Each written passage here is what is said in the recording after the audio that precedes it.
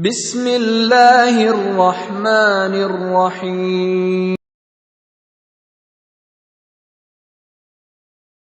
Isra itu dari masjid ke masjid. Kenapa tidak langsung saja Rasulullah ke atas, tapi dari masjid ke masjid? Ini isyarat Bapak dan Ibu bahwa masjid itu adalah tempat yang suci. Masjid itu tempat ibadah dan orientasi hidupnya orang-orang Muslim, umat Muhammad harus dari masjid ke masjid. Artinya suci lahir dan batin. Makanya Bapak dan Ibu, masjid jangan sampai menjerit minta isi. Apalagi sekarang musim corona, Masya Allah, masjid banyak kosong.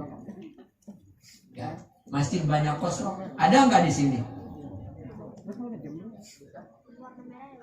Pas musim corona ini, kerja jalan terus.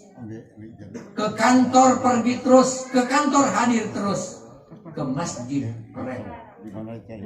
Kenapa? Takut corona. Ibu setiap hari, bapak setiap hari mondar-mandir ke pasar, ke masjid libur. Kenapa? Takut COVID. Ke mall jalan terus, ke mall pergi terus, ke masjid berhenti. Kenapa? Takut corona.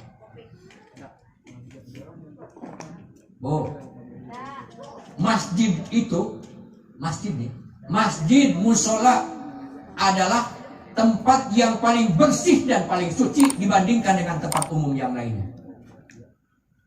Masjid adalah tempat umum, fasilitas umum yang paling bersih. Coba Bu, kita masuk ke mall, katanya bersih mall, sepatu tetap dipakai. Padahal sepatu habis nginjak tai ayam, habis nginjak tai kebo, masuk ke mall. Apa bersih?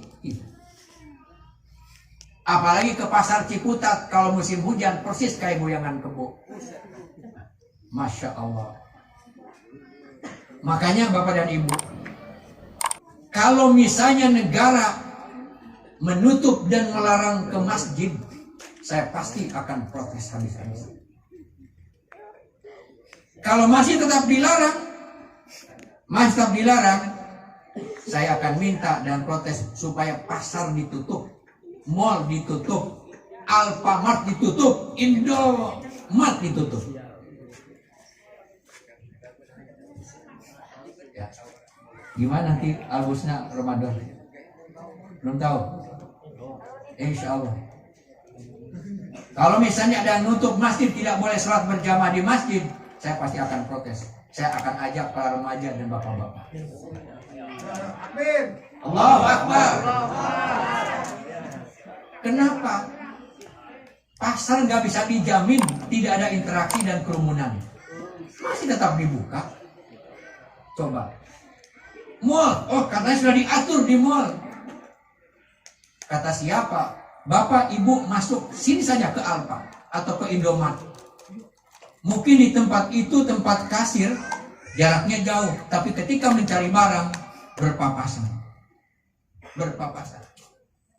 Bioskop juga begitu, masih dibuka.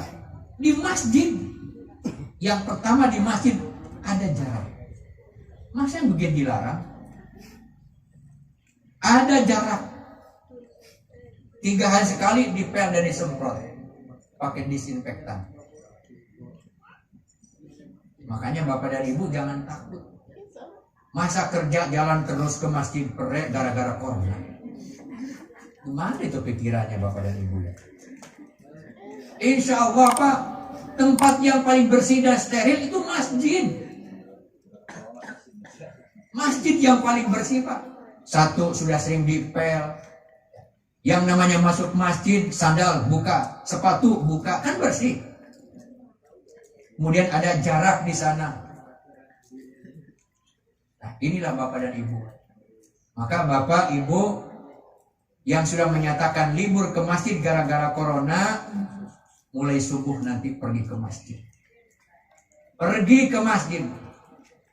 Ibu juga silahkan pergi ke masjid untuk sholat berjamaah, dapat 27 kali lipat. Bapak jangan melarang kalau ibu atau istrinya pergi ke masjid. La tamna'un nisa ilal masjid. Hei para suami, hei para laki-laki, jangan kalian melarang wanita, istri dan anak kalian pergi ke masjid. Jangan. Yang penting ibu kalau pergi ke masjid jangan bersolek. Ya Bu. Pakai lipstick. Mau kemana mah? Masjid. Pakai sedok. Mau kemana mah? Masjid. Silahkan pergi ke masjid para wanita, tapi satu syaratnya, jangan sampai menimbulkan fitnah bagi laki-laki. Dengan cara apa? Jangan bersolek. Juga jangan pakai minyak wangi. Karena apa? Minyak wangi wanita tercium oleh laki-laki langsung ke ubun-ubun. Itu kan PRT. Langsung ke ubun-ubun. Jadi kalau nggak bebek, nggak bau badan, nggak usah disemprot-semprot mau ke masjid, nggak usah bersolek, insya Allah aman. Pergilah ke masjid ibu, apalagi ibu-ibu yang sudah lebih umurnya 50 tahun, sudah keriput pipinya, giginya sudah ompong. Siapa sih yang akan godain kayak begitu? Kalau masih ada laki-laki yang godain kayak begitu, udah nggak normal tuh laki-laki. Udah gak normal itu. Nah, hadirin rahimakumullah. Oleh karena itu pergi ke masjid. Lalu pesan yang terakhir dari peristiwa Isra Mi'raj karena begitu luar biasa, itu perintah sholat. Sholat yang 5 waktu. Oleh karena itu peristiwa Isra dan Mi'raj ada peristiwa yang paling besar dan paling agung serta paling banyak hikmah dan pelajarannya. Perintah sholat yang 5 waktu itu diterima Rasulullah di puncak Mi'raj. Allah. Tadinya 50 Bu, jadi 5. Makanya tadi kenapa kok Nabi Musa banyak berperan? Rasulullah menerima perintah sholat 50 waktu.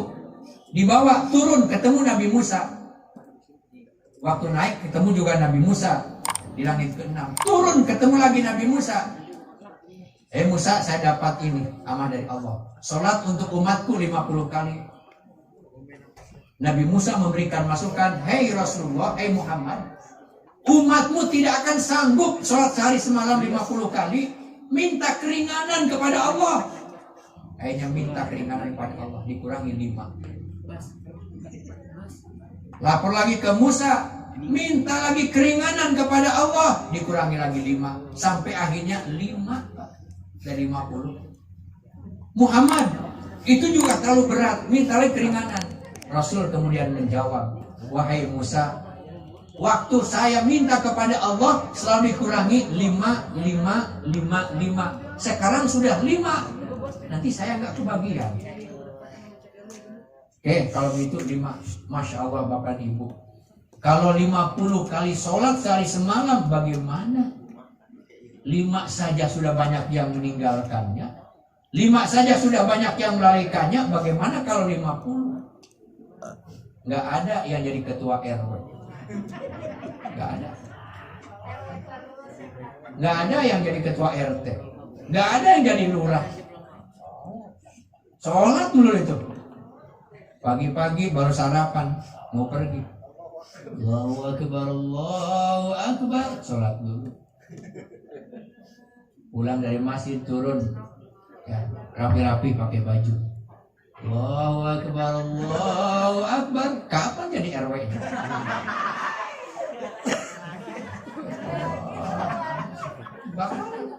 Nggak ada bahkan jadi idan itu. Alhamdulillah cuma 5. Tapi mari ibu dan bapak yang 5 kita jaga. Ini amanah dari Isra dan Mi'raj. 5 waktu. Masya Allah. Yang 1, laksanakan sholat secara berjamaah. Yang kedua, dirikan sholat. Dirikan sholat. Bukan kerjakan sholat. Apa maknanya? Orang kalau cuma mengerjakan sholat, dia cuma secara fikih sah melaksanakan sholat. Tapi kalau dia mendirikan sholat, iqamus sholat, itu berarti dia mengamalkan nilai-nilai dan makna daripada sholat itu. Dia pulang sholat. Sholat itu dari mulai takbiratul ihram, Allahu Akbar, diangkat kedua belah tangan. Itu menunjukkan apa? Di satu sisi menghormati Allah, di satu sisi kita menghilangkan kesombongan, menyerah. Kan menyerah. Kalau kita lihat film koboi, menyerah kamu, maka itu menunjukkan penyerahan, pasrah pada Allah. Maka orang yang sholatnya benar, mendirikan sholat, dia senantiasa pasrah kepada Allah. Sujud, ketika sujud, kepala kita biasanya yang paling dihormati oleh kita. Dihormati, makanya oleh Allah ditempatkan paling atas. Tidak boleh ada yang mengganggu. Kalau kita ditepuk, Pak RW saya tepuk bahunya, itu masih bisa memaafkan. Coba kepalanya. Coba. Ya, siap-siap dia. Ya Allah. Apalagi kaki ditepuk-tepuk masih kita maafkan. Tapi kalau kepala, tapi bapak dan ibu, pada saat kita menunaikan sholat dan sujud, kepala sejajar dengan kaki, dengan telapak kaki. Kepala sejajar dengan lutut. Kepala letaknya berada di bawah perut dan di bawah kemaluan. Sedang sujud. Padahal biasanya di atas kepala. Pada saat kita benamkan kepala kita, kita mengucapkan Subhana Rabbiyal A'la wa bihamdi. Maha suci Allah yang maha tinggi. Tuh. Pada saat kita membenamkan kepala, kita mengucapkan Allah maha tinggi. Maka orang yang mendirikan sholat, dia tidak akan ada sifat sombong. Dia akan tawadhu sifatnya. Karena apa? Dia meresapi makna daripada sholat itu. Masya Allah. Coba. Itulah mendirikan sholat. Insya Allah, kalau orang sholatnya benar, insya Allah hidupnya benar. Makanya Rasulullah mengatakan bahwa siapa yang sholatnya bagus, baguslah amalnya. Siapa yang sholatnya buruk, buruklah seluruh amalnya. Maka sholat adalah barometer kita. Ukuran baik buruknya akhlak manusia ada sholat. Saat ada orang sholatnya rajin, tapi dia buruk kepada tetangga. Dia sholatnya rajin, tapi omongannya jelek. Pasti dia baru mengerjakan sholat, tapi belum mendirikan sholat. Sholatnya rajin, tapi tidak meresapi maknanya. Sholat ini, Bapak terutama berjamaah, Pak.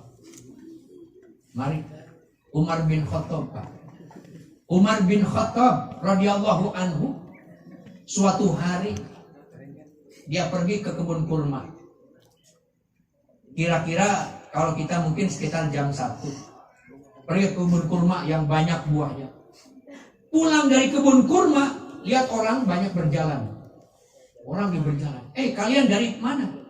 Wahai Umar bin Khattab, apakah engkau tidak tahu? Kami baru saja sholat berjamaah asar. Astagfirullahaladzim. Astagfirullahaladzim. Dia tidak melaksanakan sholat jamaah asar karena asik masuknya melihat kebun kurma. Akhirnya para sahabat itu dipanggil. Hei sahabat-sahabatku sini. Demi Allah, saksikan oleh kalian kebun kurma yang baru saja saya tengok akan saya serahkan dan sedekahkan untuk fakir miskin. Karena dia telah melalaikan saya untuk sholat berjamaah. Coba. Kalau kita kayak Umar bin Khattab begitu, miskin kita. Bapak baru beli mobil baru. Karena mobil baru dilapin. Suara adzan gak kedengaran, lewat aja. Sholat jamaah lewat. Kalau kayak Umar bin Khattab, itu harus serahkan mobil baru Bapak kepada saya. Enakan sih itu ya. Serahkan kepada fakir miskin. Karena apa? Sudah melalaikan untuk mengingat Allah. Coba. Anaknya juga begitu Pak, Abdullah bin Umar atau Ibnu Umar. Malam-malam Abdullah bin Umar kira-kira waktu maghrib datang tamu. Asik masuk ngobrol dengan tamu. Asik. Begitu selesai tamu pulang, dia mau sholat isya. Ternyata masjid sudah tutup. Karena apa? Kalau di kita mungkin sudah jam 9. Tidak ada yang sholat. Dia lari ke tempat yang lain. Sudah tutup. Ke tempat yang lain sudah tutup. Artinya jamaah sudah tidak ada. Akhirnya dia pulang ke rumah. Nangis semalam suntuk. Tobat kepada Allah. Bukan tobat karena tidak sholat. Tapi tobat karena tidak berjamaah. Masya Allah. Kira-kira kita bagaimana Pak? Kalau tidak berjamaah. Nyesel enggak?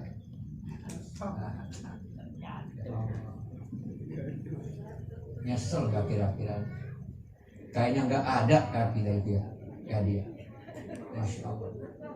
Kenapa begitu? Karena iman kita belum peka. Imannya belum peka kita. Kita itu pekanya kalau melihat duit. Ya Bu. Ibu pasti peka kalau melihat duit. Kalau melihat duit lakinya apalagi, oh itu dia merah banget itu katanya. Pekanya sama duit, sama harta, sama materi, itu baru kita peka. Tapi ketika Rasulullah mengatakan sholat berjamaah lebih afdol daripada sholat sendirian 27 kali lipat. Kita biasa-biasa aja. Kenapa biasa-biasa aja? Imannya tidak peka. Hei umatku, sholat berjamaah itu 27 kali lipat pahalanya atau nilainya. Biasa-biasa aja. Tapi coba Bapak kerja di suatu tempat di kantor. Gajinya sebulan misalnya 5 juta. Hei para karyawanku, seandainya kalian kinerjanya bagus, maka kalian akan ditaikkan gajinya menjadi 20 juta satu bulan. Saya yakin Bapak Ibu yang kerja di situ meskipun dalam keadaan sakit dia pasti akan datang. Karena apa? 20 juta. Kenapa kok datang?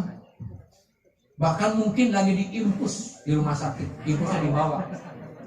Lagi diinfus dibawa infusnya. Kenapa mau dibawa? 20 juta. Karena apa? Pekanya sama duit, sama materi. Coba kalau kita peka sama ucapan Rasulullah tadi. Kita sedang sakit, mungkin sakit parah. Sampai merangkak-rangkak tuh. Kenapa? 27 kali lipat. Kayaknya nggak ada kayak gitu. Ya Allah. Makanya Rasulullah mengatakan, kalau tahu fadilah orang-orang, fadilah sholat isya dan subuh, itu ada 2 sholat. Isya dan subuh untuk masjid berjamaah di masjid. Pasti dia akan berusaha untuk datang ke masjid walaupun harus sambil merangkak. Itu orang yang peka iman. Makanya tadi Ibnu Umar sampai tobat semalam suntuk. Umar bin Khattab sampai kebun kurma berhektar-hektar diserahkan gara-gara cuma tidak berjamaah. Itulah hebat. Mari Bapak dan Ibu, peringatan Isra Mi'raj adalah kita semakin mendekatkan diri kepada Allah. Percuma Bapak dan Ibu, kita memperingati Isra dan Mi'raj tapi sholatnya nggak pernah benar. Mari kita perbaiki ini masalah. Iman kita kuatkan, sholat kita semakin perbaiki. Ibu yang biasa di rumah boleh pergi ke masjid. Apalagi kalau pergi ke masjidnya berjamaah. Di rumah sendirian cuma satu. Pergi ke masjid. Yang penting jaga. Menjaga diri. Dapat 27 kali Pak.